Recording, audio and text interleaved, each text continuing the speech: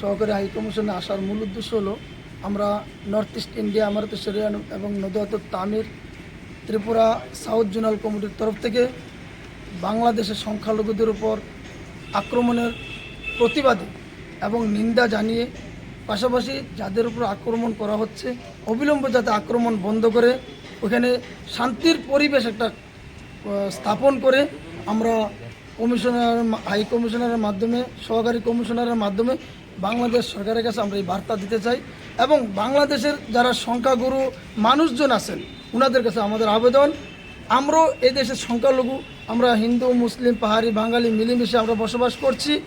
এরকমভাবে ওইখানে যারা সংখ্যালঘু আছে এই উপজাতি হিন্দু বৌদ্ধ খ্রিস্টান তাদেরকেও ওইখানে সংখ্যাগুরু যারা মানুষ আছেন আপনারা ওইখানে তাদেরকে সুরক্ষা দেওয়া আপনাদের দায়িত্ব, ওইখানের প্রশাসনের দায়িত্ব।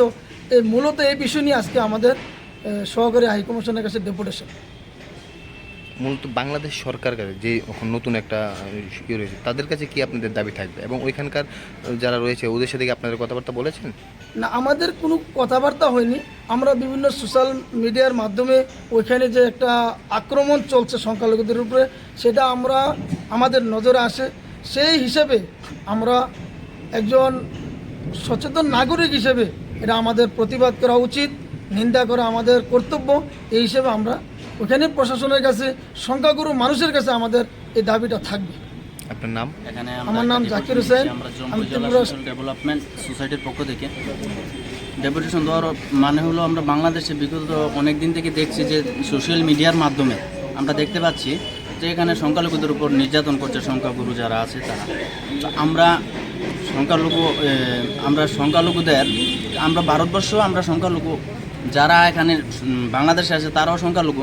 তো আমরা তাদের পাশে এই জন্য দাঁড়াতে চাই যে যেন ওইখানে সংখ্যাগুরু মানুষরা তাদের পাশে দাঁড়ায়। আমরা ভারতবর্ষে আমরা বসবাস করছি, আমরা সংখ্যালঘু হিসাবে আমরা হিন্দু মুসলমান পাহাড়ি সবাই একসাথে আমরা বসবাস করছি। তো আমরা তাদের কাছে আবেদন রাখবো বাংলাদেশের হাই কমিশনার তরফ থেকে মাধ্যমে যে তাদেরকে যেন সরকারিভাবে এবং সামাজিকভাবে যাতে তাদেরকে সুরক্ষা দেওয়া হয় এই আবেদন আমরা করবো আজকে তাদের কাছে। আপনার নাম?